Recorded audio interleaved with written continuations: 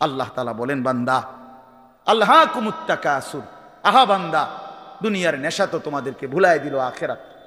হাত্তা জুরতুমুল মাকাবির, এরই মাঝে তো একদিন কবরেই পৌঁছে গেলা। একদিন কবরে পৌঁছে তুমি তো উপলব্ধি করবা, কাল্লা সাউফা তা'লামুন সুম্মা কাল্লা সাউফা তা'লামুন। আল্লাহ তাআলা বলে, বান্দা শোনো, সাবধান, কাজটা ভালো করলা না, দুনিয়ায় ডুবে গেলা, আখিরাত ভুলে গেলা। সাউফা তা'লামুন, দুইবার বলছে একটা কথা আল্লাহ। অল্প সময়ে তুমি জানতে পারবা, অল্প সময়ে তুমি জানতে পারবা। তাফসীরের মধ্যে লিখছে দুইবার কেন বলল আল্লাহ? আল্লাহ বলেন, হে নাফরমান বান্দা, তোমারে আমি একবার কবরে আযাব দিয়া বুঝাবো তোমার এই নাফরমানির পরিণতি কি, আরেকবার হাসরে নিয়া জাহান্নামের আযাব দিয়া বুঝাবো তোমার এই নাফরমানির পরিণতি কি। তুমি সেদিন বুঝবা বান্দা, আমার কবর কি, আমার আখিরাত। রাসূলুল্লাহ সাল্লাল্লাহু আলাইহি ওয়াসাল্লাম বলেন, নাফরমান যখন কবরের প্রশ্নের জবাব দিতে পারবে না, তো আল্লাহ তাআলার পক্ষ থেকে ফেরেশতাদেরকে বলবে, আফরিশুহু মিনান নার ওয়ালবাসুহু মিনান নার ওয়াফতাহু লাহু বাবান ইলান নার। আমার বান্দার কবরের মধ্যে জাহান্নামের বিছানা বিছিয়ে দাও, জাহান্নামের পোশাক পরিয়ে দাও, জাহান্নাম বরাবর দরজা খুলে দাও। ফেরেশতারা এই তিনটা কাজ করে এই ফেরেশতারা সরে যাবে।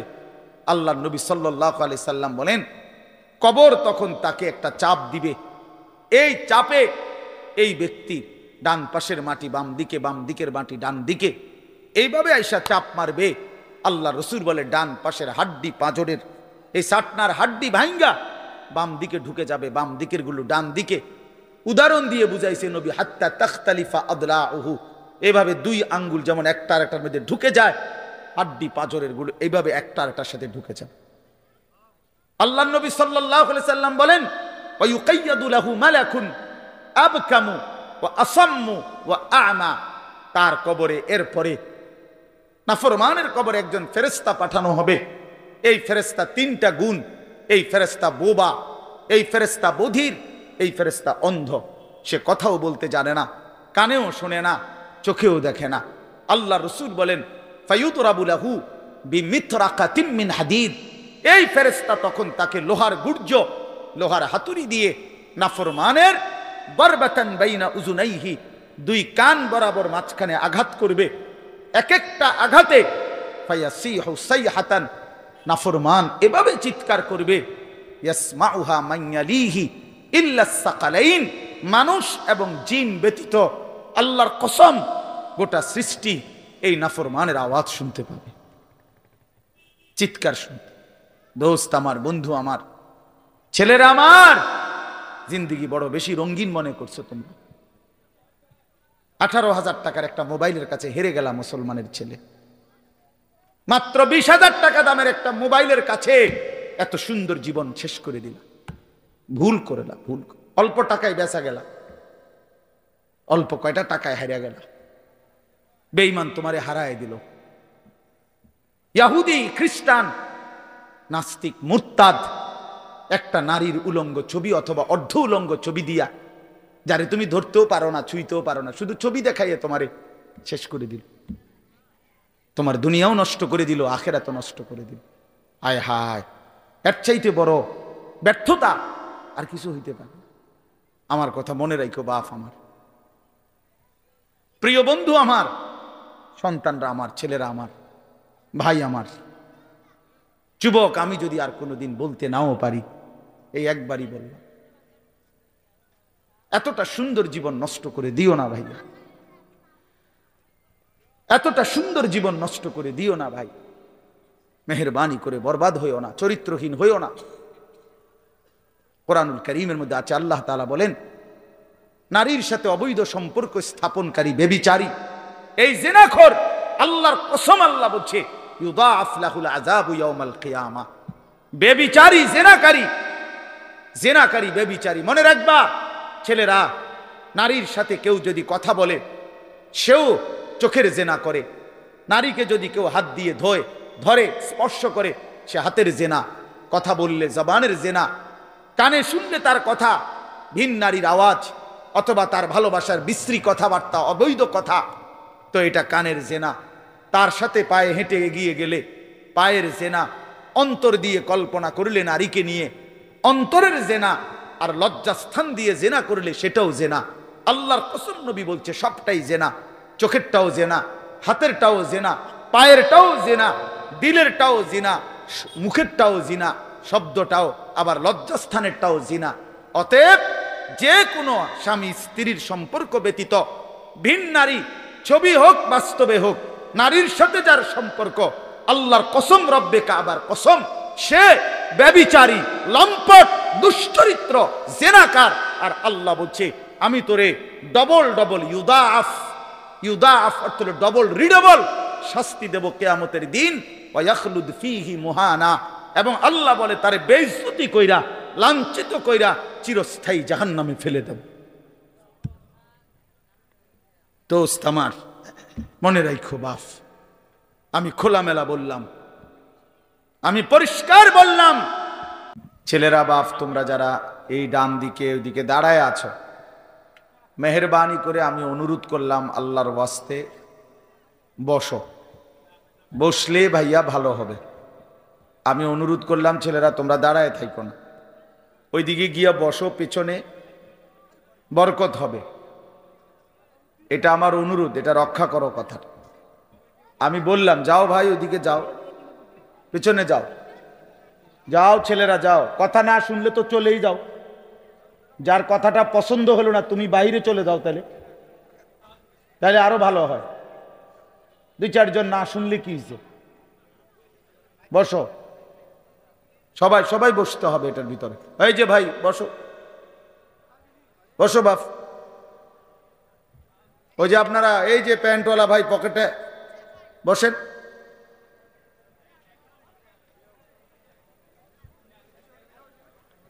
একটা ছোট্ট কথা আগে বুঝেন, সবাই বুঝতে ভালো।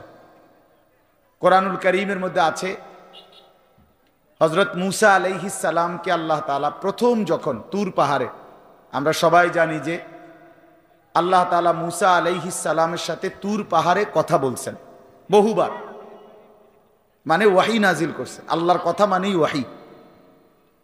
তো প্রথমবার যখন মূসা আলাইহিস সালাম তুর পাহাড়ের ওই টিলাতে উঠলেন, তো সেখানে আল্লাহ তাআলা স্পষ্ট কোরআন শরীফে আছে, আল্লাহ তাআলা প্রথমেই বলে দিছেন ইন্নী আনা রব্বুক ফাখলা'না আলাইক। মূসা, আমি তোমার রব, আমি তোমার মহান মালিক আল্লাহ। তুমি ফাখলা'না আলাইকা, তোমার দুইটা জুতা খুলে ফেলো, দুইটা জুতা খুলে ফেলো।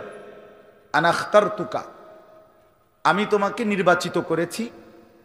ফাসতামি' লিমা ইউহা, অতএব আমি যা ওয়াহি নাজিল করতেছি, বলতেছি, তা মনোযোগ দিয়ে শোনো। তাহলে এখন কি বোঝা গেল? তাফসীরের মধ্যে আছে জুতা খুলতে বললেন কেন? প্রশ্ন হলো জুতা খুলতে বললেন কেন? কথা বললে বলবে।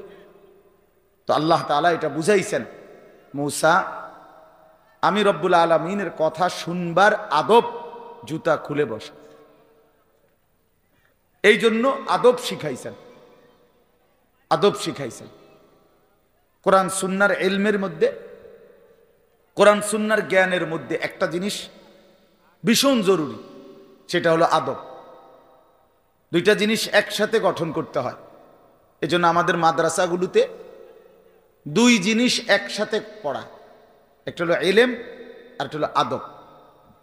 এজন্য মাদ্রাসাওয়ালারা তাদের বাচ্চাদেরকে যেমন পড়ায়, তো বাচ্চার ওযু, গোসল, চলা ফেরা, উঠা বসা, কথাবার্তা, চাল চলনের দিকেও নজর রাখে, যে ছেলেটা দাঁড়াইয়া পেশাব করে কিনা, ছেলেটা টয়লেট পেপার ব্যবহার করে কিনা, দস্তরখান বিছায়া খানা খায় কিনা, বাবা মাকে সালাম দেয় কিনা, ইত্যাদি ইত্যাদি। মানে শুধু শব্দ মুখস্থ করছে, পড়া দিছে, পড়া নিছে, এটা না, তার সাথে সাথে তার জীবন গঠন হচ্ছে কিনা, আদব শিখতেছে কিনা, আখলাক শিখতেছে কিনা, এইটা হলো একই সাথে লক্ষ্য থাকে। এই জন্য হাদিসের মধ্যে আছে, আমাদের প্রিয় নবী সাল্লাল্লাহু আলাইহি ওয়াসাল্লাম বলছেন, আল্লামানি রব্বি ফা আহসানা তা'লিমি ওয়া আদ্দাবানি রব্বি ফা আহসানা তা'দীবি। এই একটি হাদিসে নবীজি দুইটা কথা বলছে। যে আমার আল্লাহ আমাকে সর্বোত্তম এলেম জ্ঞান শিখিয়েছেন এবং আমার আল্লাহই আমাকে সর্বোত্তম আদব শিখিয়েছেন। তাহলে একই সাথে বলছে নবীজি, আল্লামানি রব্বি আদ্দাবানি রব্বি, আল্লাহই আমাকে এলেম শিখিয়েছেন, আল্লাহই আমাকে আদব শিখিয়েছেন। কেন নবীজি বাম পাও দিয়া টয়লেটে ঢুকছেন? কেন ডান পাও দিয়া মসজিদে ঢুকছেন? মনে করেন এই যে প্রতিটা নড়াচড়া, হাত্তাল হারাকাত ওয়াসসাকানাত, নবীজির প্রতিটি স্থিরতা, প্রতিটা নড়াচড়া সবটাই আল্লাহ তাআলার ফয়সালা, আল্লাহ তাআলার পক্ষ থেকে নির্ধারণ করা। তিনি সাহাবীদের সাথে পরামর্শ করছে অথবা নিজে নিজে ভাবছে যে কেমনে শুইলে ভালো হয়, কেমনে হাঁটলে ভালো হয়, না না, আল্লাহ তাআলার পক্ষ থেকে নির্ধারণ করে দেওয়া। এই জন্য বাপ, এটা জরুরি বিষয়। এটা আল্লাহর কোরআনের মজলিস, বরকতময় মজলিস। এখানে জুতা খুলে আল্লাহর কথা শুনলে বরকত হবে, এটা আদব। সবাই যারা মুসা আলাইহিস সালামের ওই ঘটনাটা জানে, কোরআন শরীফে স্পষ্ট আছে যে তখন প্রচন্ড ঠান্ডা ছিল, ভীষণ ঠান্ডা, কুয়াশা, নিচে বরফ। মুসা আলাইহিস সালামের স্ত্রী, ওই যে শোয়াইব আলাইহিস সালামের মেয়ে, যাকে তিনি 10 বছর পরে বিয়ে করে আনতেছিলেন, উনি প্রচন্ড শীতে কাঁপতেছিল। এই সময় মুসা আলাইহিস সালাম একটু আগুনের তালাশে তুর পাহাড়ের ওই টিলার মধ্যে উঠছিলেন। স্ত্রীকে বলছে, ইন্নী আনাস্তু নারা, আমি একটু আগুন তালাশ করে আনি, যদি আগুনটা আনতে পারি তাহলে আগুনের মধ্যে যদি তোমার শরীরে একটু সেঁক দাও তাহলে গরমটা আর শীতটা একটু কম লাগবে। মানে সে শীতকালে আগুন দিয়ে আগের দিনে খুব ছিল, তাহলে বোঝা গেল এত ঠান্ডা, এত প্রচন্ড শীতে যে কাঁপতেছে।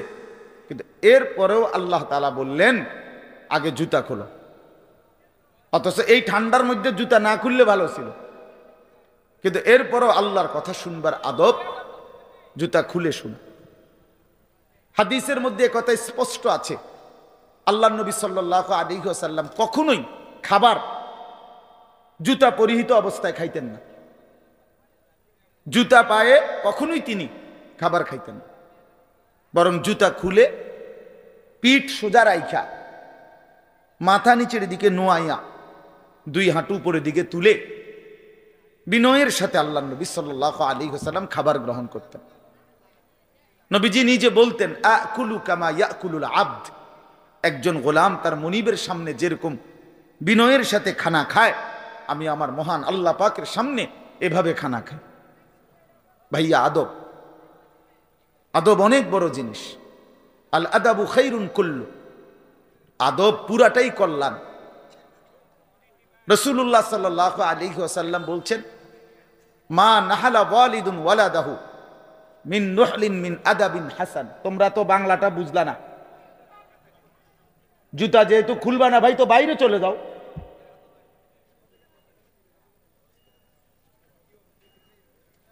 আশ্চর্য মানুষ। না না, অনেকের আছে গাদ্দারি স্বভাব, যে আমি যেমনি আছি এমনি শুনব। এটা সিধা করতে হবে। জিন্দেগি যদি সোজাই না হয় তো বললাম কারে, বললাম কাকে? শুধুই কেবল ভাইয়া শুনলাম, একজনের পরিচিতি আছে, একজনের জনপ্রিয়তা আছে, একজনের সুর আছে, একজনের টান আছে, একজনের জোরে গলার আওয়াজ আছে, তো এই কারণে জড়লাম। কি ফায়দা এতে ভাই? কথা বোঝেন নাই? আমারে মনে করেন 1 কোটি মানুষ চিনে, তো আপনার লাভ কি? আমারে 10 কোটি মানুষ চিনে, সারা পৃথিবী চিনে, তো আমারে চিনলে তোমার লাভ কি? নিয়ে তুমি কি বদলাইলা, এটা না দেখার বিষয়। আমি আমার জন্য কি গ্রহণ করলাম, এখানে কার জনপ্রিয়তা আছে না নাই, এটা দিয়ে কে ঘাস কাটে? জনপ্রিয়তা দিয়ে হয় কি? কিচ্ছু না, কিছুই না। পৃথিবীর জনপ্রিয় অজনপ্রিয় সব মানুষই ভাত খায়, তো আর জনপ্রিয়তার আলাদা ভ্যালু কি? ঘুম যায়, পেশাব পায়খানা করে, তো আর এনে কি আহামরি কি? এটা কিচ্ছু না, এটা ধোঁকা ছাড়া আর কিচ্ছু, ধোঁকা। এই জন্য ভাই আমি আবারও অনুরোধ করছি, তোমরা কষ্ট পাইও না। প্যান্ডেলের ভিতরে দাঁড়াইও না, আমি অনুরোধ করলাম। কমপক্ষে প্যান্ডেলের ভিতরে ভাই, মাহফিলের যেই যুব সমাজরা আয়োজন করছো ভাই, তোমাদের কাছে অনুরোধ আমার, তোমরা কয়েকজন কমপক্ষে স্বেচ্ছাসেবকের দায়িত্ব পালন করো। যারাই দাঁড়িয়ে আছে তাদেরকে বসতে বলো।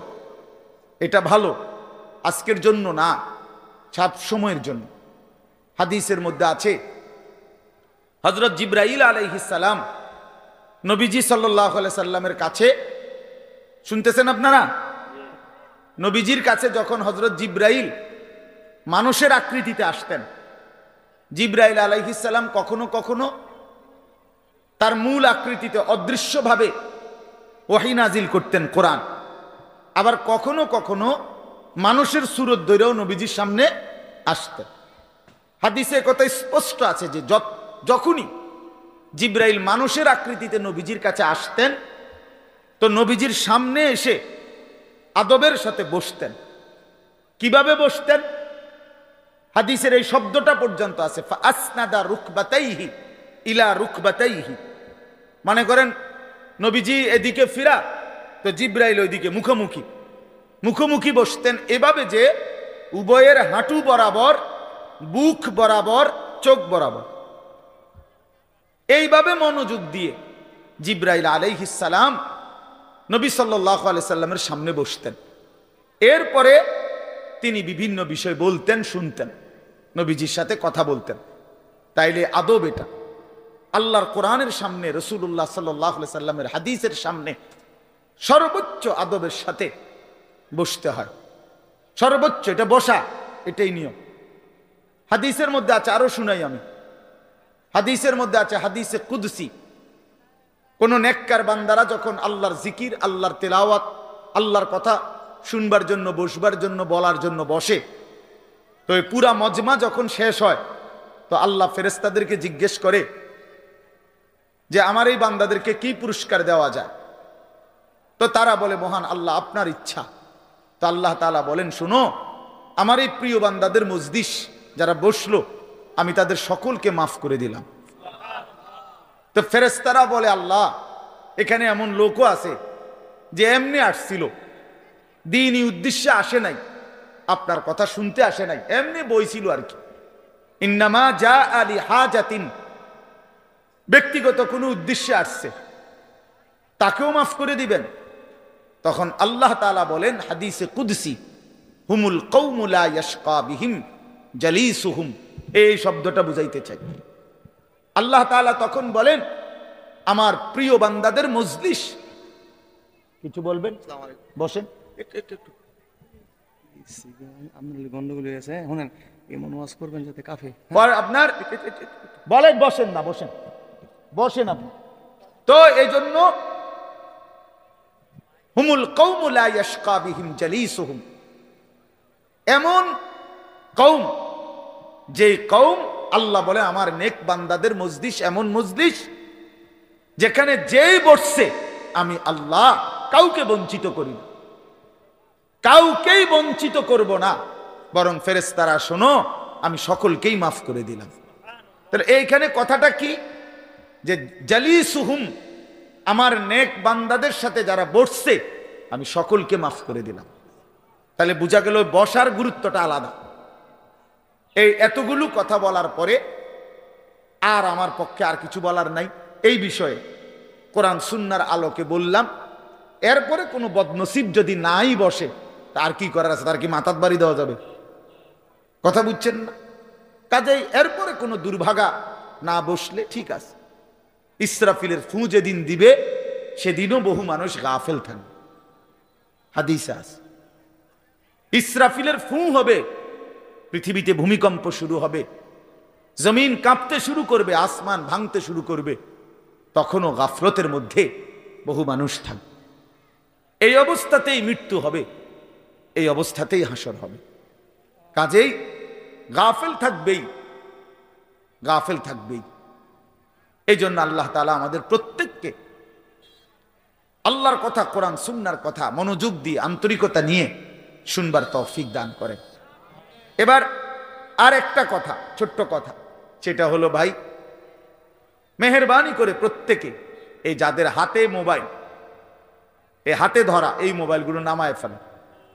আল্লাহর ওয়াস্তে আমার এই কথাটা রাখো, ভালো হবে, আমি তোমাদের কল্যাণের জন্য বললাম। আল্লাহর ওয়াস্তে এই হাতের মোবাইলটা অল্প একটু সময়ের জন্য আমি অনুরোধ করলাম, এটা নামাইয়া এটা বন্ধ করে দাও। এমনি শোনো, চেহারার দিকে তাকাইয়া শুনলে দোস্ত ভালো হবে, মনোযোগ বাড়বে, দিলে কথা জমে। শুধু মোবাইলটা ধরে রাখলে একটা বড় সমস্যা হলো নিজের অন্তরের মধ্যে জেহানে থাকে এটা যে আমার মোবাইলে উঠতেছে কিনা, সেই জন্য সারাক্ষণ নজর এটার দিকে থাকে। আর একটা মনোবিজ্ঞানীদের একটা কথা হলো মানুষের অন্তর একসাথে দুই জিনিস ভাবতে পারে না। এটা একটা কি পরীক্ষিত কথা, দিলে একই মুহূর্তে দুই জিনিস ভাবে না, এটা রাইখে তোমার আরেকটা ভাবতে হবে। তাহলে এখন যেহেতু তোমার ফিকিরে মনোযোগ মোবাইলটাতে উঠতেছে কিনা ঠিক মতো, তাহলে আর নিজের জন্য কিছু গ্রহণ হবে না।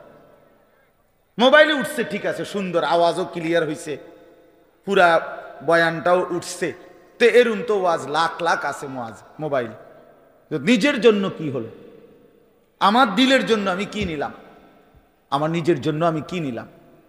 এই জন্য দোস্ত এটা জরুরি বিষয়, এটা গুরুত্বপূর্ণ বিষয় যে নিজের জন্য গ্রহণ করা।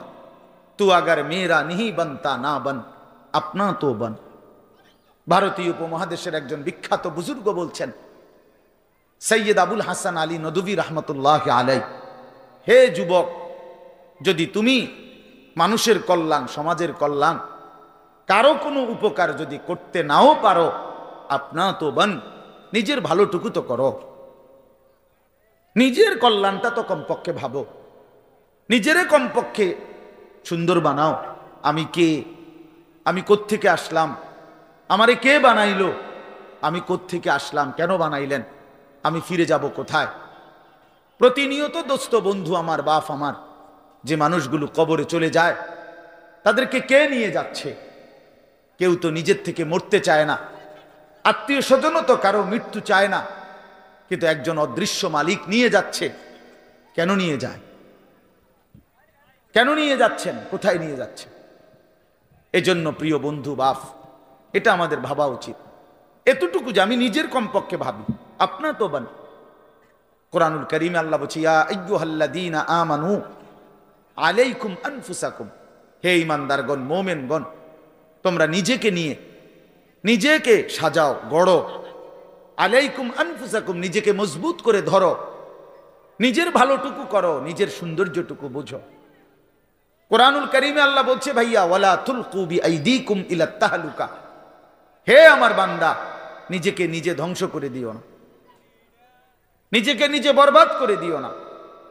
একটা মোটর সাইকেল, অনেক ছেলে পেলে, আমি প্রায় সময় বলি, আমার এতটা মায়া লাগে যে হায়, নিজে একটা মোটর সাইকেল এইভাবে চালায়, মনে হয় একটা কুত্তাও এভাবে দৌড়ায় না, এত দ্রুত গতি। আহা সন্তান, অ্যাক্সিডেন্ট করলে তো তোমারই পাওটা ভাঙ্গা যাবে, অ্যাক্সিডেন্ট করলে তোমার মাথাটা ফাইটা যাবে, অ্যাক্সিডেন্ট করলে তুমি তো রক্তাক্ত হয়ে যাবে। এতটুকু ভালো যদি না বুঝে এই পাগল, এই মাতাল, কি পরিমাণ মাতাল, এ কি পরিমাণ মাতাল! খুব জোরে চালাইলে মানুষে দেখবো, মানুষে দেখতে দেখতে তো তুমি গেছোই গা, তো কি দেখতো মানুষে? এটা দেখবো কি? তা তুমি দেখবার আগে তো তুমি তো দৌড় দিছো কুত্তার মতো, তো তোমার কি তা চাইতো মানুষ? কি দেখবো এটা? এটা দেখার কি আছে এটাতে? আস্তাগফিরুল্লাহ, আস্তাগফিরুল্লাহ। এরকম অসংখ্য বিষয় আছে যে তুমি যদি মনে করো দিবানিশি চরিত্রহীনতার মধ্যে ডুবে গেলা, উলঙ্গ ছবি, নর্তকীর নাচ, জেনা, ব্যভিচারের দৃশ্য দেখলা, সারা রাত সারা দিন মোবাইলে, প্রিয় বন্ধু আমার, ভাই আমার, তুমি একবার ইনসাফের সাথে ভাবো যে এরপরে এর পরিণতিতে তোমার হালাত কি হবে? তোমার শরীর, তোমার যৌবন, তোমার যৌন শক্তি, তোমার যৌবনের সক্ষমতা, এটা যখন প্রয়োজনের মুহূর্তে হারায় যাবে, তুমি যখন ফকির হইবা, তুমি যখন ফকির হয়ে যাইবা, একদিন শরীরের সক্ষমতার অভাবে যখন ধুকে ধুকে কাঁদবা, দুনিয়া তো বেইজ্জতি, আখেরাত তো বেইজ্জতি, তো কি হবে সেদিন? কে তোমার খবর নিবে? কে কার খবর নেই? স্বার্থপর এই দুনিয়ায় কেউ কারো খবর নেয় না দোস্ত, এই স্বার্থপর দুনিয়ায় কেউ খবর নেয় না। তুমি যেদিন মরে যাবা, আমি যেদিন মরে যাব, সেদিনও পৃথিবীতে সূর্য উঠবে, চাঁদ উঠবে, এই গাড়ি চলবে, সিএনজি চলবে, অটো চলবে, দোকানপাট খুলবে, ব্যস্ত মানুষ সব বাজার ব্যবসা ঠিকই চলবে, সব দৌড়াচ্ছে, শুধু আমি নিস্তব্ধ, শুধু আমি থেমে গেলাম। আমার হাত আর নড়ে না, পা আর নড়ে না, আমার আর চোখ খোলে না, আমার আর জিন্দিগির কোনো স্পন্দন নাই। এরই নাম দুনিয়া, এরই নাম দুনিয়া। বিকালবেলা যারা জানাজা পড়ছে, এই স্ত্রী ছেলে কাঁদছে সারাদিন বাপের জন্য, স্বামীর জন্য, এই মানুষগুলোই রাত্র 9টায় আবার পাশের বাড়ির থেকে রান্না করে আনছে, এরাই পেট ভরে ভাত খাইতেছে। এরই নাম দুনিয়া, এর নাম দুনিয়া, এর নাম দুনিয়া। এই মানুষগুলো তো একদিন উপাস থাকলো না, আপন সন্তান, আপন স্ত্রী। তাহলে ধোকার এই দুনিয়া কার জন্য সাজাইলাম? কার জন্য বলে, বলে কার জন্য? ইয়ালামুনা যাহিরাম মিনাল হায়াতিদ দুনিয়া ওয়া হুম আনিল আখিরাতি হুম গাফিলুন। আল্লাহ বলে, বান্দা দুনিয়ার জীবন তো খুব বুঝলা, কিন্তু আখিরাতের ব্যাপারে গাফিল হয়ে রইলা। আমার ছেলেরা, তোমরা বলো ভাই, তোমরা যারা খোদার 365 দিনে একটা বছরে কোনোদিন ফজরের নামাজ কোনোদিন পড়ো নাই, তোমার এই পরিণতি, তোমার এই গন্তব্য শেষ কোথায় তুমি বলো? ইনসাফের সাথে তোমার বিবেককে, প্রিয় বন্ধু, 1 মিনিটের জন্য আমি তোমার বিবেককে বললাম, তুমি বলো, সারাদিন যে উলঙ্গ ছবি দেখলা, সারা রাত যে নর্তকীর ছবি দেখলা, এরপরে তোমার গন্তব্য কোথায়? থামবা কোথায়? তুমি কোথায় গিয়ে থামবা? তোমার পরিণতি কি? তোমার টার্গেট কি? এই নাচ, এই গান, এই ছবি, এই জেনা, এই ব্যভিচার, এই মদ, এই জুয়া, এই ফেন্সিডিল, এই ইয়াবা, আরে নাফরমান, তোরে শেষ পর্যন্ত কোথায় গিয়ে থামাবে? তোরে একটা জানোয়ার ছাড়া, একটা কুকুর বিড়াল ছাড়া, একটা হাইওয়ান ছাড়া আর কিচ্ছু বানাবে না। তোরে একটা নর পশু বানায় দিবে। চরিত্রহীন মানুষ থাকে না, লম্পট কোনোদিন মানুষ হয় না। মদখোর, নেশাখোর, জুয়ারি, ফেন্সিখোর, বাবাখোর, ডাইলখোর, ইয়াবাখোর, ফুট্টাখোর, হারামখোর, ওই মানুষ থাকে না, ওই জানোয়ার হয়ে যায়। জানোয়ার, জানোয়ার হয়ে যায় বেটা, জানোয়ার হয়ে যায়। যে কপাল সেজদা দেয় না, সে কপাল, যে মানুষ মানুষ হয়ে সেজদা দেয় না, আল্লাহর কসম, আল্লাহ তাআলা কোরআনে বলছে, ইবলিস তুই সেজদা দিলি না, আজকের থেকে তুই শয়তান। এজন্য যে কপাল সেজদা দেয় না, সে মানুষ নয়, শয়তান। শয়তান বেটা, তুই বেটা শয়তান, শয়তান, এটা শয়তান। এর আগে কোনদিন ইবলিসকে শয়তান বলতো? কোন দিন থেকে বলছে? যেদিন থেকে সে সেজদা দেয় নাই। কথা বলেন না কেন? ইবলিসের আগে কি শয়তান আছিল? সেজদা যেদিন দিল না, সেদিন থেকে মালিক বলল, আজকের থেকে তুই শয়তান। ইবলিস যেদিন সেজদা দিল না, সেদিন আল্লাহ বলল, ফখরুজ ফাইন্নাকা রাজিম, বের হ, আজকের থেকে তুই রাজিম, অভিশপ্ত, মালউন, অভিশপ্ত, রাজিম। আল্লাহ বলছে, ওয়া ইন্না আলাইকাল লানাতা ইলা ইয়াউমিদ্দিন। ইবলিস তুমি সেজদা দিলা না, মনে রেখো আজকের থেকে কিয়ামত দিবস পর্যন্ত তোর উপরে আমি আল্লাহর লানত। এজন্য বেনামাজি তোর উপরে আল্লাহর লানত, তোর উপরে আল্লাহর লানত, তোর উপরে খোদার গজব। আর আল্লাহর লানত যার উপরে, সে সুখ পায় না। ওই মালিকের সাথে গাদ্দারি করে সুখ মিলে না। খবর নিয়ে দেখো, তুমি না জানলে আমি জানি। জিন্দিগির আজ 21 বছরের এই ওয়াজের জীবনে কত শত মানুষ জীবনের কত দুঃখ বেদনা আমরা তো শুনি, শুনি না? আমরা কাছে দোয়া চায় না? কোন হারামখোর, কোন সুদখোর, কোন ঘুষখোর, কোন বেপর্দা নারী, কোন বেহায়া নারী, কোন মদখোর, জুয়ারি, কোন নারীর সাথে অবৈধ সম্পর্ক স্থাপনকারী পুরুষ কিংবা নারী, আল্লাহর কসম সুখে নাই, সুখ মিলে না, সুখ মেলে না। নোনা জলে তৃপ্তি হয় না। যে পানি লবণাক্ত, ওই পানি তৃষ্ণা মিটায় না। অতএব গুনাহ তৃষ্ণা মিটায় না, গুনাহ কাউকে তৃপ্তি দিতে পারে না। আল্লাহর নাফরমানি কাউকে সুখ দিতে পারে না বন্ধু। আল্লাহ কোরআনে বলছে ওয়াদারু যাহিরাল ইসমি ওয়া বাতিনা, আমার বান্দা প্রকাশ্য গুনাহ ছেড়ে দাও, গোপন গুনাহ ছেড়ে দাও। আল্লাহ বলছে ওয়ালা তাকরাবুল ফাওয়াহিশা মা যাহারা মিনহা ওয়া মা বাতান, আল্লাহ বলছে বান্দা প্রকাশ্যে কিংবা গোপনে কোনো অশ্লীলতা, বেহায়াপনা, অসভ্যতার কাছেও যেও না। আল্লাহ বলছে ওয়ালা তাকরাবুজ জিনা, জিনা ব্যভিচারের কাছে, নারীর সাথে অবৈধ কোন রকম সম্পর্কে যেও না বান্দা। ইন্নাহু কানা ফাহিশা, এটা বড় বেশি অশ্লীলতা। ওয়াসাআ সাবিলা, এটা বড় মন্দ পথ। হায় যুবক, ভুল করে না, ওই নারীর ফাঁদে একদিন তোমারে সে জাহান্নামে পৌঁছায় দিবে, একদিন তোমারে কবরে পৌঁছায় দিবে। সে তোমারে সুখ দিবে না। চরিত্রহীন নারী সুখী হয় না। যার নিজের সুখ নাই তে তোমারে কি সুখ দিবে? সুখ দিবে কিভাবে? সিনেমার নর্তকী সুখ দিবে কিভাবে? সে নিজে তো সুখে নাই, সে তো সুখে নাই। এই জন্য এটা জরুরি। বাবাদেরকেও বলি, হায়াতের 60 বছরেও যারা গুনাহ ছাড়তে পারেন নাই, মনে রাখেন বাপ, এই কবর দেখা যায়, কবর দেখা যায়। চলেন এবার তর্জমাটা শোনেন, তাইলেই আমার কথা শেষ। একটু দেখেন কোরআনুল কারীমের 30 নম্বর পারা 102 নম্বর সূরা, সূরাটার নাম আত-তাকাসুর। ছোট্ট একটা সূরা, 8টা আয়াত আমি তেলাওয়াত করছি। এই ছোট্ট সূরাটার তর্জমা বলেই আমি আমার কথা শেষ করে ফেলব ইনশাআল্লাহ। আল্লাহ তাআলা আমাদেরকে তৌফিক দান করে। এই সূরাটার একটা ছোট্ট প্রেক্ষাপট আছে, কেন নাজিল হলো। এটারে আরবিতে শানে নুজুল বলে। অর্থ হলো শানে নুজুল হলো, কেন নাজিল হলো সূরাটা। রাসূলুল্লাহ সাল্লাল্লাহু আলাইহি ওয়াসাল্লামের জামানায় মক্কায় কুরাইশ বংশের লোকেরা, নবীজির বংশের নাম হলো কুরাইশ বংশ নাকি, বংশের মধ্যে আবার ছোট ছোট গোত্র ছিল। এই ছোট গোত্র, মনে করেন আমার দাদা তো প্রথম, ধরে নিলাম আমগো এই বাড়ি মনে করেন, তো আমার দাদা ছিল প্রথম, দাদা বাড়িটা বাঁধছে, কথার কথা। তো এখন আমার দাদার 4 ফুট, মানে আমার বাপ চাচারা 4 জন। তো আগে তো দাদার সাথে বাপ চাচারা 4 জন একসাথেই ছিল।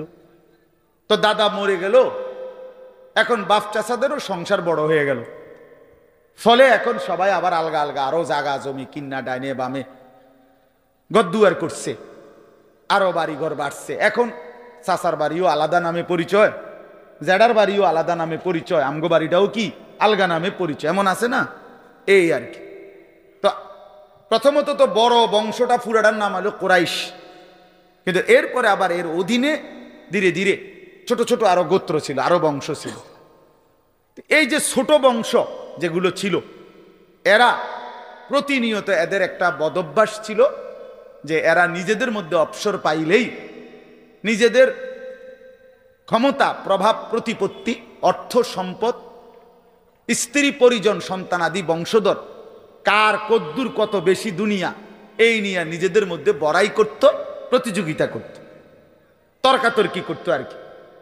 হ্যাঁ, নিজেদের মধ্যে বিতর্ক করত। আমার চাচা এই, আমার জেডা এই, আমার মামা এই, আমগো বাড়িতে এত আছে, টাকা এত, বাড়ি এত, জায়গা এত, জমি এত, তোরার কিতাবেডা, এগুলো আমাদের মধ্যে হয় না এমন? এরকম ওরা প্রচন্ড ভাবে এইটা নিয়ে বিতর্ক করত। অর্থ সম্পদ এবং ক্ষমতা, প্রভাব, প্রতিপত্তি এবং বংশধর নিয়ে নিজেদের মধ্যে গর্ব এবং অহংকার করত, প্রতিযোগিতা করত, কার কত বেশি দুনিয়া দুনিয়া। তো এটা তাদের একটা অভ্যাস ছিল। এর মধ্যে 2টা গোত্র, বনু আব্দে মানাফ এবং বনু সাহাম, ওই কুরাইশের শাখা, এই 2টা গোত্রের নাম। একদিন তারা এই 2 গোত্র প্রচন্ড তর্কে লাগছে, কার বংশ বড়, কার সম্পদ বেশি, কার ক্ষমতা বেশি, কইতেছে, এরা একবার কয়, এরা একবার কয়। এই বলতে বলতে যার জের বড়ত্ব, দুনিয়ার অহংকার, দুনিয়া বাড়ানোর এই নেশা বুঝাইতে বুঝাইতে এক পর্যায়ে ওই বনু সাহাম একটা গোত্র, তারা বনু আব্দে মানাফ এই পরিমাণ বলছে যে তারা হিসাব করছে যে আমগো কইমা যাইতে আছে, মানে এরা হাইরা যাবে হিসাবে। এরার থেকে মানে হিসাব দিতে গিয়া আর মিলাইতে পারতেছে না, এগো বাইরে গেছে। এই তখন এরা এই বনু সাহাম এই গোত্র কইল কি অগরে, হে দিগাও, কই কবরস্থানে আসো। কোথায়? কবরস্থানে আসো, আসো কবরস্থানে। কবরস্থানে কি আসো না? তা আইসা এবার কবরস্থানের সামনে আইসা তাগো ওই মুর্দা যারা কবরে তাগো বংশের এবারে এই হ্যাগো হিসাব দেয়া আইতাছে। এই বেটা আমার চাচা মরলে কি হইছে, চাচা কি আছিল তুই জানোস বেটা? আমার দাদা মরলে কি হইছে বেটা? হ্যাঁ, আমার দাদার ভয়ে দাদা নিজে কাঁদতো বেটা। তার মানে এবার অহংকার করতে করতে দুনিয়ার বড়াই বুঝাইতে বুঝাইতে জীবিত দিয়ে আর হিসাব না মিলাইতে পাইরা কই গিয়া পড়ছে? কবরস্থানে গিয়া পড়ছে। এদের এই মন্দ আচরণ আল্লাহ তাআলা নারাজ হয়ে আল্লাহ তাআলা তখন এই আচরণের কারণে কোরআনুল কারীমের এই সূরাটা নাজিল করছেন। 102 নম্বর সূরা আত-তাকাসুর নাজিল করে আল্লাহ বললেন, হায় বান্দা কি করছো, করছোটা কি? এইনি কাজ ছিল, এইনি কথা ছিল তোমাদের। দুনিয়া বাড়ানোর নেশা, দুনিয়ার প্রতিযোগিতা, সম্পদ, বংশধর, এই গর্ব, এই বড়াই, এই হিসাব তোমাদেরকে ডুবাইয়া দিল, আখিরাত তো ভুলাইয়া দিল। এই তখন আল্লাহ তাআলা বলেন, কি বলেন শুনেন, আলহাকুমুত তাকাসুর। আলহাকুম এই শব্দের দুইটা অর্থ, শাগালাকুম ও আনসাকুম। আল্লাহ তাআলা বলেন, হায় আলহাকুম তোমাদেরকে ব্যস্ত করে ফেললো দুনিয়া, আর আনসাকুম আল আখিরা তোমাদেরকে আখিরাত ভুলাইয়া দিল। তোমরা কবর ভুলে গেলা, হাসর ভুলে গেলা, পরকালের হিসাব ভুলে গেলা, আখিরাত ভুলে গেলা, আর দুনিয়ার মধ্যে ডুবে গেলা। কি কারণে ডুবলা? কি কারণে আখিরাত ভুললা? আত-তাকাসুর এই বাড়ানোর প্রতিযোগিতা, অর্থ সম্পদ, ক্ষমতা, বংশধর, টাকা পয়সা, মাল দৌলত, এগুলো বাড়ানোর নেশা তোমাদেরকে আখিরাত ভুলাইয়া দিল আর দুনিয়ার মধ্যে ডুবাইয়া ফেললো, ব্যস্ত করে ফেললো। হাত্তা জুরতুমুল মাকাবির। আল্লাহ বলেন, হায় বান্দা এক পর্যায়ে কবরস্থানেই পৌঁছে গেলা। এখানে ডাইরেক্ট কথা, শেষ পর্যন্ত কবরস্থানে চলে গেলা। অহংকার করতে করতে, বড়াই করতে করতে, দুনিয়া সাজাইতে সাজাইতে, দুনিয়া মিলাইতে মিলাইতে। এ কথার দুই অর্থ। এবার এক হলো সরাসরি ওদেরকে বলছে কাজটা তোমরা ভালো করলা না, আরেকটা হলো আমাদের সবাইকে বলছে, আমার বান্দারা তোমরা যারা এই পরিমাণ দুনিয়া নিয়ে ব্যস্ত হইলা, দুনিয়া সাজাইতে লাগলা, যে এক পর্যায়ে এই দুনিয়া সাজাইতে সাজাইতেই হাত্তা জুরতুমুল মাকাবির, কবরে পৌঁছে গেলা, একদিন মরে গেলা, অথচ আখিরাতের কোনো পুঁজি নাই, কবরের কোনো সামান নাই। কামটা কি করে? কামটা কি করে? কাজটা কি করলা বান্দা? কি করে? হায় বান্দা 60 বছর বয়স, আজও আখিরাতের পুঁজি কই? 30 বছর, আজও আখিরাতের পুঁজি কই? এরই মধ্যে তো একদিন কবরেই পৌঁছে যাবা। কবরেই, এই যে দেখেন কবরবাসীদের রুহের মাগফিরাত কামনায় মাহফিল, আমি এই জন্য এই আয়াত পড়ছি। পুরা কোরআনুল কারীমের মধ্যে এই একবারই কবর এই শব্দটা আছে এই সূরার মধ্যে একমাত্র। হাত্তা জুরতুমুল মাকাবির, এই কবরস্থান, কবর, এই কথাটা কোরআনের এই সূরাতেই আছে। শুধু আল্লাহ তাআলা বলেন, বান্দা দুনিয়ার লোভে ডুবে আখিরাতকে ভুলে তুমি বাড়ানোর নেশা, তোমার প্রতিযোগিতা, আরো চাই, আরো চাই, আরো চাই, আরো চাই, এটা তো একদিন তোমার কবরস্থানেই পৌঁছায় দিল, কবরস্থানে পৌঁছায় দিল। আমার বাপ, আমার বন্ধু, আমার জওয়ান সাথী, সবাই নিয়ে ভাবি, আমিও আপনিও ইনসাফের সাথে। দুনিয়া আমারে কি পরিমাণ ব্যস্ত করে দিল। 60 বছরের বয়স্ক মানুষ, 70 বছরের বয়স্ক মানুষ, হিসাব শুধুই দুনিয়া, হিসাব করতেছে এখনো দুনিয়া। দুনিয়া মিলছে খুশি, দুনিয়া মিলে নাই খুশি নেই। যখন দুনিয়া মোটামুটি ঘুষাইতে পারছে তৃপ্ত, আর দুনিয়া ঘুষাইতে পারে নাই অতৃপ্ত। অতৃপ্ত অসংখ্য মানুষকে শুনবেন, দুনিয়া ঘুষায় ফেলছে। 3টা ছেলে বিদেশ পাঠাইছি হুজুর, 4টা মেয়ে বিয়ে দিছি, বাড়িতে একটা বিল্ডিং করছি, 4টা রুম, ভিতরে 2টা বাথরুম, আল্লাহর রহমতে রাস্তার লগে কুদ্দুর জায়গা কিনছি, ব্যাংকেও কিছু টাকা পয়সা জমছে, বাজার সদাই কইরা খাইয়া পইরা আল্লাহর রহমতে আমনগো দোয়ায় 10 জনের দোয়ায় ভালো আছে, খালাস জিন্দিগি মিলে গেছে, জীবনের টার্গেট অর্জন হয়ে গেছে। চাচা চাচা তৃপ্ত, 60 বছরের বয়স্ক বাবা তৃপ্ত হয়ে গেছে, তার পৃথিবীতে আসার উদ্দেশ্য অর্জন হয়ে গেছে। পৃথিবীতে আসছিল ফোলা বিদেশ পাঠাইছে, পৃথিবীতে আসছিলেন মেয়ে বিয়ে দিতে, মেয়ে বিয়ে দিছে। দুনিয়ায় আসার 60 বছরের একটা টার্গেট ছিল, একটা বিল্ডিং করবে, বিল্ডিংটা হইছে আলহামদুলিল্লাহ। আর তো চাচা কবর, হাসরের ময়দান, ফুলসেরাত, মিজান, আমল নামা, জান্নাত জাহান্নাম, এগুলো কার জন্য? এগুলো কার জন্য? এগুলো কার জন্য? কই সেগুলোর কথা দিয়ে বললেন না? ইয়ালামুনা যাহিরাম মিনাল হায়াতিদ দুনিয়া, দুনিয়া তো খুব বুঝলা বান্দা, অহুম আনিল আখিরাতি হুম গাফিলুন, আখিরাতের ব্যাপারে তো গাফিল হয়ে রইলা। যুবক ছেলে, তোমাদের হালাত কি? তোমরা মনে করছো তোমাদের লজ্জাস্থানের যৌনতার একটা শাহওয়াত আছে, চাহিদা আছে, এই চাহিদাটা যদি পূরণ হয়, নারী, ছবি, বন্ধুদের অসৎ আড্ডা, মোবাইলের অশ্লীল ছবি, এই জেনা ব্যভিচারের যে কোনো সুযোগ কিংবা কোনো অসভ্যতা নোংরামির কোনো সুযোগ পাইছ, জীবন উপভোগ করতেছ, খালাস খালাস। কোথায় নামাজ, কোথায় আখেরাত, কোথায় মৃত্যু, কোথায় কবর? আহা বাপ, কিছুই মনে করাইল না, কিছুই মনে করাইল, কিছুই মনে করাইল। এরই নাম জিন্দিগি, এরই নাম মুসলমান। এখানেই জীবনের সমাপ্তি, আর কিছু নাই। কবর বলতে কিছু নাই, আখেরাত বলতে কিছু নাই। হাজারো ছেলে তোমাদের চেহারা দেখে বোঝা যায় ভাইয়া, এখানেও তোমরা অনেক ছেলে চেহারা দেখলে বোঝা যায় আজকের সারা দিনে এক ওয়াক্ত নামাজ পড়ো নাই।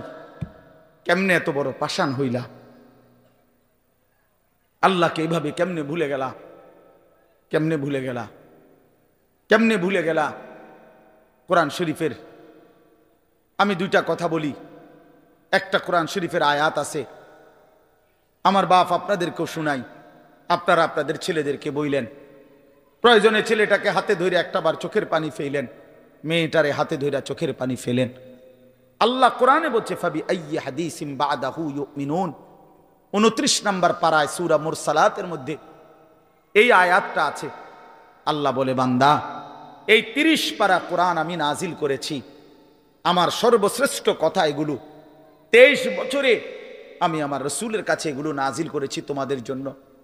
এক একটা কথা বান্দা কোরআনুল কারীমের মধ্যে আমি বারবার বলছি, আকিমুস সালাহ, আকিমুস সালাহ, আকিমুস সালাহ, 80 বারের চাইতে বেশি বলছি। ইয়া আইয়ুহাল্লাযীনা আমানু, হে ঈমানদারগণ, হে ঈমানদারগণ, 89 বার, 8, 9, 89 বার আল্লাহ এই শব্দ দিয়ে আমাদেরকে ডেকেছেন। হে ঈমানদারগণ, হে ঈমানদারগণ, হে ঈমানদারগণ, 89 বার ডাকছে।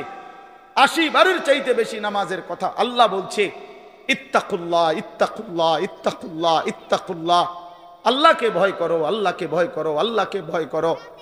ওয়াইলুন ইয়াউমাইযিল লিল মুকাদ্দিবিন, সূরা মুরসালাতের একটা সূরাতে 10 বার, এক সূরার 50টা আয়াতের মধ্যে 10 আয়াতে এক কথা আল্লাহ 10 বার বলছে যে বান্দা, তোমরা যারা নাফরমান, মিথ্যাবাদী, সেদিন আখিরাতে তোমাদের জন্য জাহান্নাম, জাহান্নাম, জাহান্নাম, জাহান্নাম, জাহান্নাম 10 বার বলছে।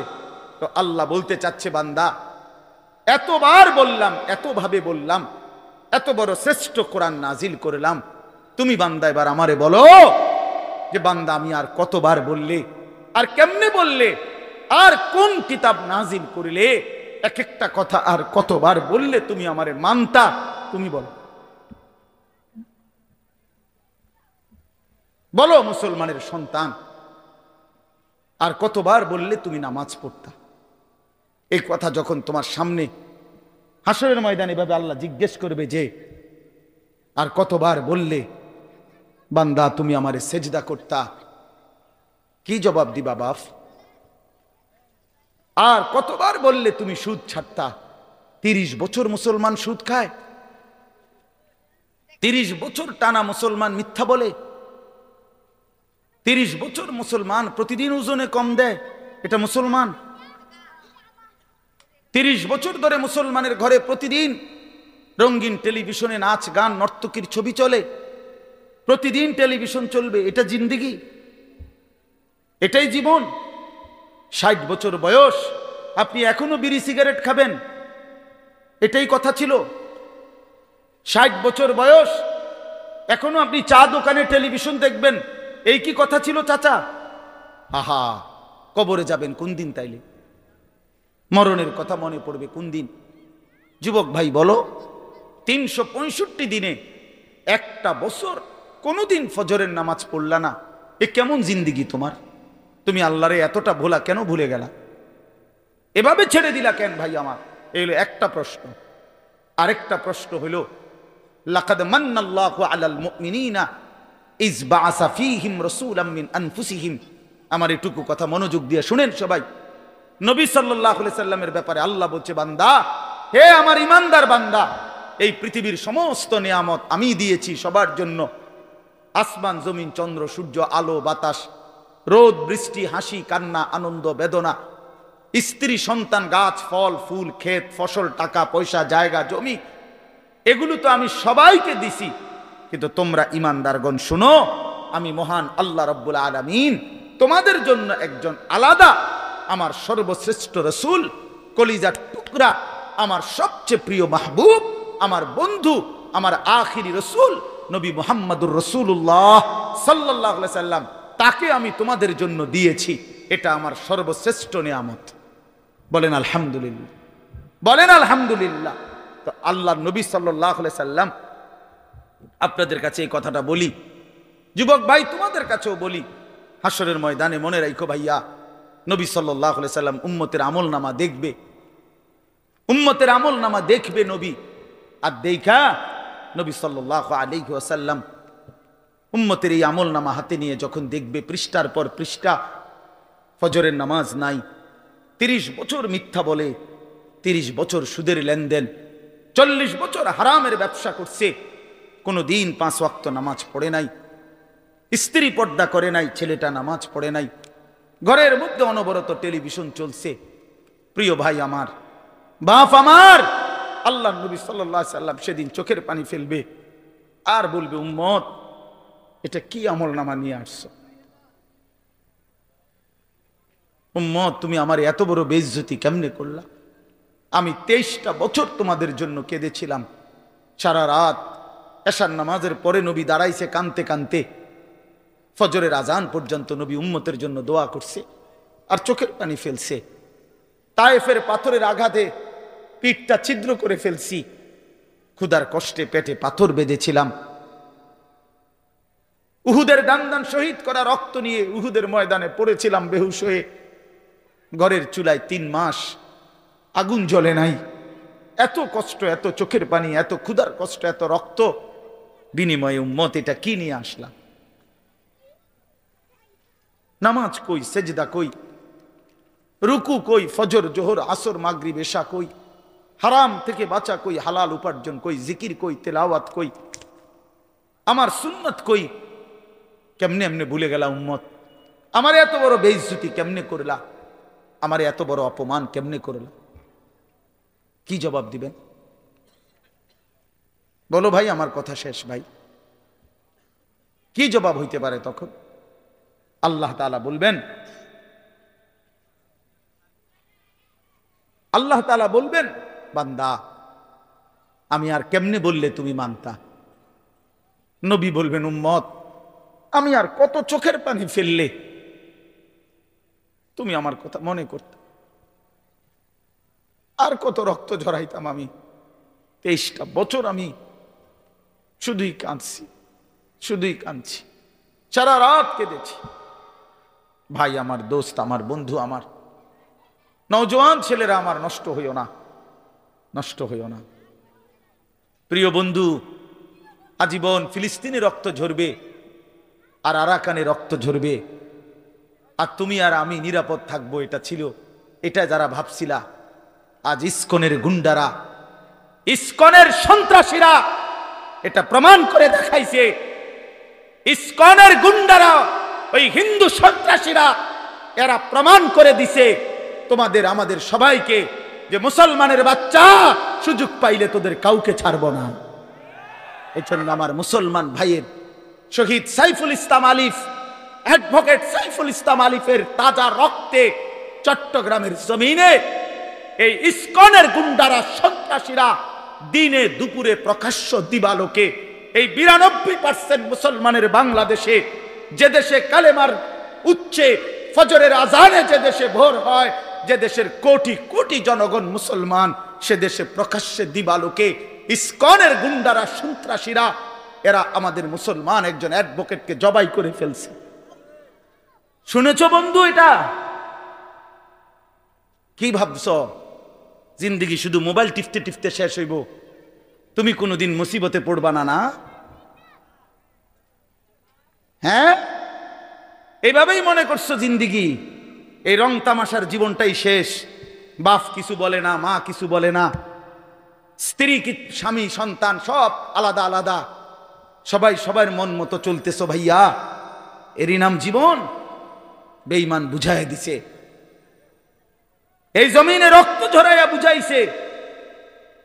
অনেক মানুষ তো বলে সবসময়, আমরা হুজুররা কেন চিল্লাই, আমরা কে এত কিছু চিল্লাই? আরে বন্ধু, আমরা তো এই কথাই বুঝাইতে চাই যে কাফের বেঈমান সুযোগ পাইলে হুজুর, পাবলিক, জনগণ কাউরে ছাড়বে না। নাই তো অ্যাডভোকেট সাইফুল ইসলাম তো হুজুর না, কথা বলেন না কেন? তো অরে জবাই করলো কেন? অরে জবাই করলো কেন? এই বাংলাদেশে কত মুসলিম নেতা আমাদের জাতির কত বড় বড় রাহবারদেরকে, ওলামায়ে কেরামকে আপনার জেলখানায় পুরাইছে, বছরের পর বছর করে ফেলে রাখছে। কই বাংলাদেশের মুসলমান তো কোনোদিনের বিনিময়ে কারো রক্ত ঝরায় নাই। তাহলে ওই বেঈমানরা, তাদের একজন কাফের, ওই চরিত্রহীন, তার নামে অসংখ্য নারী নির্যাতন, শিশু নির্যাতনের অসংখ্য অভিযোগ তার নামে, তারে বহু জায়গা থেকে বহিষ্কৃত করছে। ওই চিন্ময় কৃষ্ণ দাস নামে একজন কাফের মুশরিক বেঈমান চরিত্রহীনের জন্য তারা মুসলমানের বাংলাদেশে জলচ্যন্ত একজন মানুষকে জবাই করে ফেলছে। আজকে আবার পেঁয়াজের ধমক দেয়, পেঁয়াজ বন্ধ করে দিবে, আটা বন্ধ করে দিবে, আলু বন্ধ করে দিবে। ইন্ডিয়া থেকে আমাদেরকে ধমকায়, আমরা পেঁয়াজ বন্ধ করে দিবে। আলু তার আব্বার, পেঁয়াজ কি ইন্ডিয়ার আব্বার? কথা বলো না মিয়া। তাইলে কিসের ভয় দেখায়? 110 কোটি জনগণ তাদের। আরে মুসলমান তো 110 কোটিকে ভয় পায় না, 210 কোটিকে ভয় পায় না।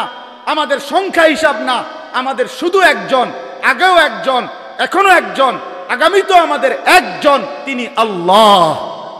তিনি কে? বলো যুবক, আরো জোরে বলো যুবক, দাঁড়াও বলো নওজোয়ান, দাঁড়াও জওয়ান, ওঠো নওজোয়ান, দাঁড়াও জওয়ান, দাঁড়াও জওয়ান, জাগো নওজোয়ান, ওঠো নওজোয়ান, হিম্মত করো নওজোয়ান, তাকবীর বলো জওয়ান, তাকবীর বলো জওয়ান, জোর সে বলো জওয়ান। নারায়ে তাকবীর! ইসলামের শত্রুরা, ইসলামের শত্রুরা, নারায়ে তাকবীর! ইসলামের শত্রুরা, নারায়ে তাকবীর! এটা মনে রাখতে হবে, এদেশ ইসকনের না, এদেশ মুসলমানের। বলো এদেশ ইমানদারের, এদেশে কালেমার পতাকাই উড়বে। এদেশে হিন্দু থাকুক মানা নাই, কিন্তু ইসকনের গুন্ডারা থাকতে পারবে না, ইসকনের সন্ত্রাসীরা থাকতে পারবে না। তোমরা যুবক জাগবা তো ইনশাআল্লাহ, তোমরা হুঙ্কার ছাড়বা তো ইনশাআল্লাহ। কলিজার খুন দিয়ে হলেও মাতৃভূমির স্বাধীনতা, সার্বভৌমত্ব, প্রতি ইঞ্চি জমিন আমরা রক্ষা করব ইনশাআল্লাহ। বলো ইনশাআল্লাহ, জোরসে বলো ইনশাআল্লাহ। বসো ইনশাআল্লাহ। মুসলমানের সন্তান হারে না, ইমান মরে না, ইমান মরে না, ইমানদার মরে না, ইমানদার শহীদ হয়, আর শহীদ মরে না, শহীদ বেঁচেই থাকে। শহীদ কি থাকে বলেন না? বেঁচেই থাকে, বেঁচেই থাকে। আমি তোমাদের সমস্ত যুবককে হাত জোর করে অনুরোধ করলাম, দোস্ত আমার, তোমরা আল্লাহর নাফরমানি ছেড়ে দাও, মোবাইলের আসক্তি ছেড়ে দাও, নারীর লোভ ছেড়ে দাও। বন্ধু, আমি যদি পারতাম তোমাদের প্রতিটা যুবককে বুকে জড়াইয়া বলতাম, আমার যদি সুযোগ হইতো তো আমি চোখের পানি ফেলে বলতাম। কেমনে বললে বুঝতা তোমরা? কেমনে বললে বুঝতা? কারো প্রতি কোনো হিংসা বিদ্বেষের কোনো দরকার নাই দোস্ত। ধাক্কা ধাক্কি ঠেলাঠেলি করার সময় নাই। দিন বাঁচানো, ইমান বাঁচানো, ইসলাম বাঁচানো।